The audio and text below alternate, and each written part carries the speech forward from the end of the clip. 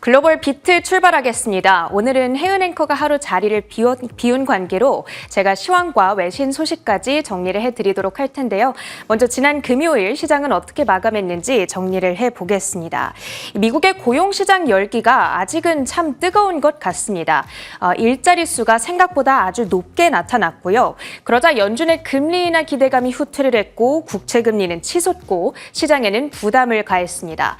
그러다 보니 3대 지수는 이렇게 약보합권에서 일제히 거래를 마치는 모습이었고요. 특히 S&P 500 지수의 경우에는 장 초반에 최고치를 경신했다가 반락으로 마무리됐다는 점에서 조금은 아쉬운 하루였습니다. 하지만 주간 기준으로 봤을 때에는 3대 지수 모두 양호한 표정으로 한 주를 마쳤는데요. S&P 500 지수가 1.3% 상승, 나스닥 지수가 2.4% 오르는 등 양호한 한 주를 보냈습니다. 히트맵을 열어서 전반적인 섹터와 종목별 분위기 확인해 보겠습니다. 이날은 매그니피센트 7 종목들이 일제히 하락을 했는데요. 애플만이 유일하게 1.24% 상승부를 환하게 켜줬습니다. WWDC가 이번 주에 이제 개최되는데 여기에 대한 기대감이 반영됐고요. 과연 애플이 WWDC에서 어떠한 AI 비전을 내놓게 될지 참 많은 기대감이 모이고 있는 상황입니다. 일단 새로운 AI 시스템을 공개할 것이고 그 명칭이 블룸버그 통신의 보도를 통해 공개가 됐는데요. 잠시 후 외신 파트에서 조금 더 자세하게 다뤄보도록 하겠습니다. 엔비디아 소식도 확인을 해볼 텐데요. 엔비디아가 지난 금요일 장 마감 이후에 이제 액면 분할을 완료를 했습니다. 이번 주부터 10대 1의 가격에 거래가 시작될 예정인데요. 과연 주가는 앞으로 어떤 흐름을 보이게 될까요? 엔비디아의 주식 분할 이후 과거 주가 흐름을 정리한 자료를 좀 가지고 와봤습니다. 보시다시피 2000년 그리고 2006년에는 주식 분할 이후에 12개월 수익률이 28%와 1% 두 차례 상승한 케이스가 있었고요. 그 이외에 세 가지 경우에는 72% 하락하는 등 이렇게 어떤 규칙성을 발견하지는 못하는 모습이죠. 하지만 따라서 이번에도 엔비디아가 주식 분할 이후에 과연 어떤 흐름을 보이게 될지 우리가 예상하기는 조금 어려울 것 같습니다. 하지만 우리가 이 시점에 한 가지 주목해봐야 될 이슈는 있는데요. 엔비디아의 주가가 단기적으로 하락할 거다라는 사실에 베팅하고 있는 투자자들이 최근 조금 많아지고 있는 것 같습니다. 이 사실을 우리가 어떻게 알 수 있냐? 엔비디아에 대한 공매도가 최근 증가하고 있다는 사실을 통해 알 수가 있는데요. 공매도 잔고가 340억 달러로 애플과 테슬라보다 많아졌다고 합니다. 이 부분에는 조금 유의를 하면서 이번 주 대응을 해보시면 좋을 것 같습니다. 다시 히트맵으로 돌아가서 테슬라 소식도 확인해 보겠습니다. 이 머스크 CEO에 대한 77조 원 규모 보수 지급에 대한 반대가 최근 잇따르고 있죠. 이제 이번 주 13일 주주 표결에 들어갈 예정인데요. 이를 앞두고 지난 금요일에는 테슬라의 8대 주주에 해당하는 노르웨이 국부펀드가 반대 목소리를 제기했다라는 소식이 들려왔습니다. 77조 원이라는 규모가 너무나 막대하고 이를 지급한다 하더라도 머스크의 말 한마디에 회사가 휘청거리는 이런 키맨 리스크가 해소가 될 것인지는 우리가 알기가 어렵다. 이런 의견을 내비치고 있습니다. 이번 주 주주 표결 결과를 지켜보셔야겠고요. 주가를 살펴보자면 이날 전기차 관련주들이 일제히 약세를 나타냈습니다.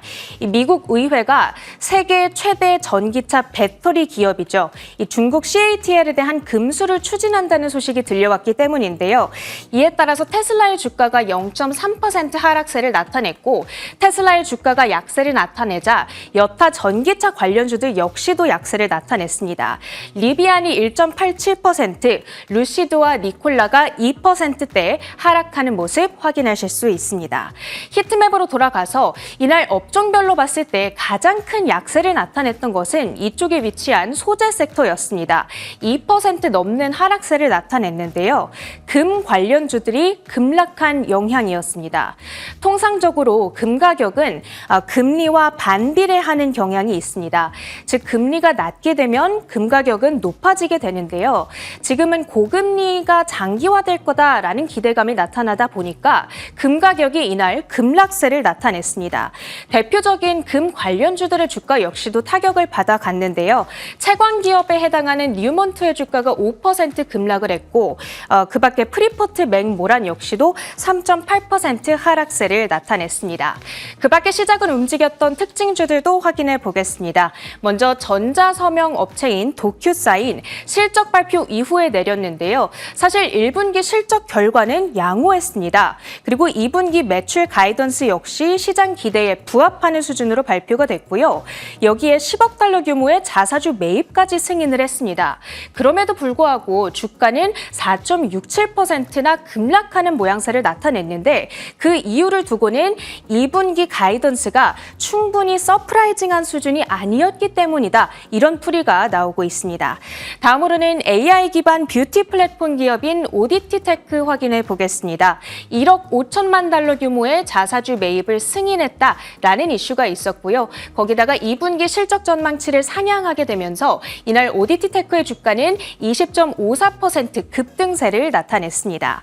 다음으로는 미국의 승차 공유 기업 리프트도 확인해 보겠습니다.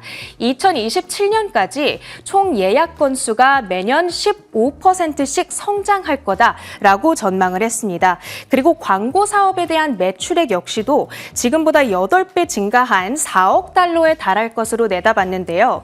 그러자 월가의 반응도 좋았습니다. 루프 캐피털 측에서는 기존의 보유 의견이 아니라 이제는 매수 의견으로 투자 의견을 업그레이드 시켜줬고요. 목표가는 20달러, 지금보다 20% 이상의 상승 여력을 시사하고 있습니다.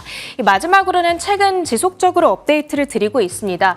계속해서 경제지 일면을 장식하고 있는 게임스탑의 소식인데요. 대왕개미, 포효하는 고양이, 다양한 별명으로 불리고 있는 키스길, 이 개인 투자자가 유튜브 방송을 했습니다. 그럼에도 불구하고 게임스탑의 주가는 40%나 폭락세를 나타냈는데요. 1분기 실적이 부진했고 거기다가 대규모 유상증자를 발표한 영향으로 풀이를 하고 있습니다.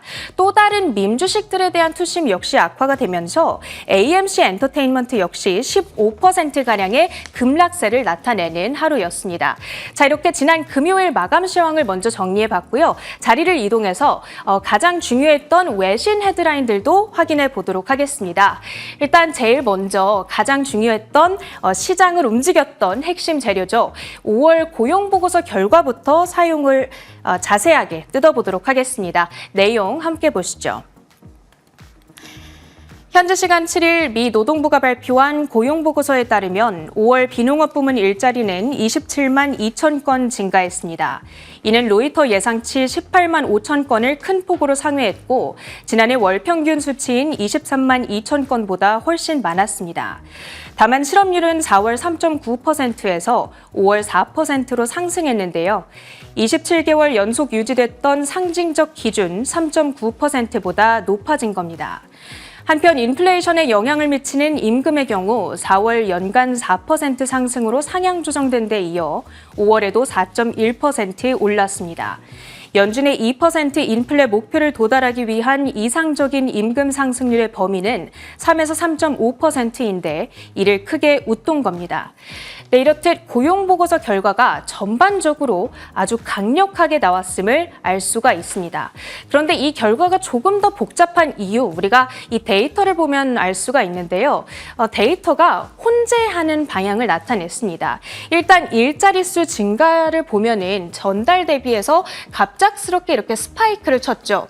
이는 고용시장이 아주 강력함을 시사하고 있는 데이터인데 그랬던 반면에 실업률은 4%로 높게 나왔습니다. 이는 고용시장이 약함을 시사하는 데이터가 되겠습니다. 이렇게 데이터의 방향성이 조금 엇갈리다 보니까 연준의 금리나 경로, 셈법을 조금 복잡하게 꼬았다라는 측면이 있는데요. 하지만 어찌됐든 이번 고용보고서 결과를 통해 가장 중요하게 도출해 볼 수 있는 결론은 노동에 대한 수요가 여전히 매우 높다라는 사실입니다. 노동에 대한 수요가 높다라는 것은 비싼 임금값을 지불하고 어렵다고서라도 인력을 구하고자 하는 고용주들이 많아진다라는 것을 뜻하게 되는데요.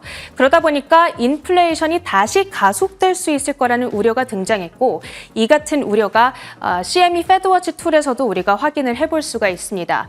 연준의 금리 인하 시점이 조금 더 뒤로 밀리지 않을 것인가 라는 우려가 반영되고 있는 건데요. 이 두 번째 바 그래프를 보시면 되겠습니다. 9월에 한 스텝 금리를 인하시킬 거라는 확률을 얼만큼 내다보고 있는 건지를 보여주는데요. 이 고용지표가 발표되기 직전까지만 하더라도 55%를 나타내고 있었는데 직후에 10%포인트 이상 하락한 45%를 현재 가리키고 있는 모습 확인할 수가 있습니다. 자, 이렇게 그런데 우리가 이런 고용보고서 결과를 더욱 긴장감을 갖고 주시할 수밖에 없는 이유는 이번 주 연준의 FOMC가 예정되어 있기 때문인데요. 따라서 두 번째 헤드라인은 연준의 FOMC 전망으로 준비를 해봤습니다. 내용 함께 보시죠. 미 연준의 6월 FOMC 회의가 이번 주 현지 시간 11일에서 12일까지 이틀간 개최됩니다. 그런 가운데 미국의 일자리가 예상과 달리 다시 급증함에 따라 금리 인상론도 재부상할 것이라고 블룸버그 통신이 보도했습니다. 세계 최대 펀드 블랙록의 제프리 로젠버그 이코노미스트는 블룸버그 TV와의 인터뷰에서 이번 고용 수치는 지금의 통화 정책이 연준이 생각하는 것만큼 제약적인지에 대한 논쟁의 문을 열었다고 말했습니다. 또 인플레이션을 목표치인 2%로 되돌리기 위해 추가 금리 인상이 필요한지 여부를 심각하게 고민하게 될 것이라고 덧붙였습니다. 자, 이렇듯 고용이 너무 강하게 나오자 시장이 가장 기피하는 금리 인상에 대한 가능성마저 속속 등장을 하고 있는 상황인데요. 그렇게 된다면 시장에 적지 않은 충격을 불러올 수 있겠죠. 그렇다면 월가의 주요 IB들이 좀 내다보고 있는 금리 인하 경로는 어떻게 변화를 했는지도 확인을 해보도록 하겠습니다. 사실 그동안 다른 모든 월가의 IB들이 금리 인하 시작 시점을 9월 이후로 내다보고 있을 때 유일하게 7월 인하를 외쳤던 기관이 바로 CT와 JP모건 측이었습니다. 그런데 이번 고용보고서를 확인하더니 이 두 기관마저도 금리 인하 시점을 9월과 11월로 미루는 모습을 우리가 확인할 수가 있었고요. CT 측에서는 놀라울 정도로 강한 고용 증가세였다. 연준이 둔화할 때까지 조금 더 기다리게 될 것이다. JP모건 측 역시도 노동시장 약화가 현실화되기까지 3개월 이상 소요될 수 있겠다라고 이야기를 했습니다. 연내 인하 횟수의 경우에는 CT가 3회 그리고 JP모건 측이 1회로 전망을 하고 있습니다. 현재 월가 IB들 가운데 6곳은 여전히 9월 금리 인하를 전망하고 있습니다. 따라서 9월에 인하할 거다라는 것이 여전히 중론으로 자리 잡고 있다는 것을 우리가 알 수가 있는데요. 하지만 이번 주에 발표될 CPI 지수를 시작으로 예상치 못한 변수가 또 나올 수 있겠다라는 점에는 주의를 해볼 필요가 있겠습니다. 세 번째 헤드라인 이어가겠습니다. 이번 주 시장이 가장 주목하고 있는 또 하나의 빅 이벤트, 바로 애플의 연례 개발자 회의 WWDC가 되겠는데요. 주된 관전 포인트 함께 살펴보시죠. 애플의 연례 개발자 회의 WWDC가 현지 시간 10일부터 14일까지 5일간 개최됩니다. 블룸버그 통신에 따르면 애플이 이 자리에서 공개할 새로운 AI 시스템의 이름은 애플 인텔리전스입니다. 이는 아이폰과 아이패드, 맥 등 애플 기기 전반에 적용될 예정으로 시험 버전을 먼저 공개한 뒤 본격 보급에 나설 전망입니다. 애플 인텔리전스는 이미지나 동영상 생성 등의 화려한 AI 기능보다는 일상에 필요한 실용적인 기능에 초점을 맞출 것으로 예상되는데요. 가령 회의나 강의에 쓸 수 있는 요약 기능이나 이메일과 문자에 자동으로 답변하는 기능 등이 포함됩니다. 애플이 이렇게 본격적으로 AI 스마트폰 시장에 뛰어들게 되면서 삼성전자와의 경쟁 역시 격화될 것으로 전망되고 있습니다. 지금 이 자료는 카운터포인트 리서치의 자료인데요. 가장 위에 이 세 가지 막대 그래프가 삼성전자가 현재 AI 스마트폰 시장에서 차지하는 점유율을 나타내고 있습니다. 이 세 가지 모두 삼성전자의 갤럭시 시리즈의 점유율을 가리키고 있고요. 이 옆에 있는 수치를 합산하게 되면 58.4%라는 압도적인 점유율 수치가 나오게 됩니다. 애플이 이를 조금 의식한 게 아닐까 싶은데요.